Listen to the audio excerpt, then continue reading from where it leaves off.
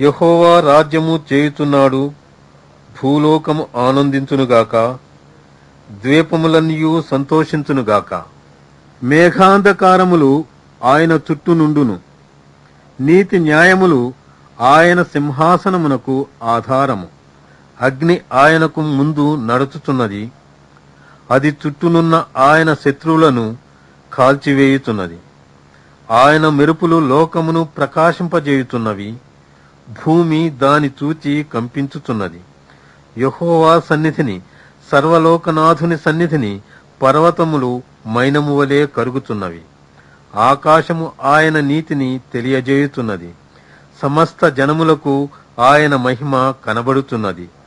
వ్యర్థ విగ్రహములను బట్టి అతిశయపడుచు చెక్కిన ప్రతిమలను పూజించు వారందరూ సిగ్గుపడుదురు. సకల దేవతలు ఆయనకు నమస్కారము చేయును. యెహోవా, సియోను నివాసులు ఆ సంగతి విని నీ న్యాయ విధులను బట్టి సంతోషించుచున్నారు. యోధా కుమార్తెలు ఆనందించుచున్నారు. ఎలయనగా యెహోవా, భూలోకమంతటికి పైగా నీవు మహోన్నతుడవై ఉన్నావు. సమస్త దేవతలకు పైగా నీవు అత్యధికమైన ఔన్నత్యము పొందియున్నావు.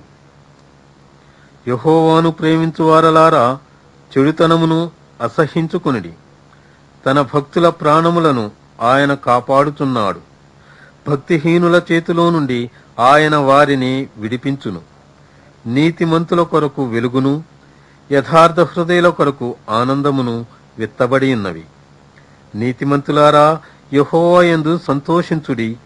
ఆయన పరిశుద్ధ నామమును బట్టి ఆయనకు కృతజ్ఞతాస్తుతులు చెల్లించుడి.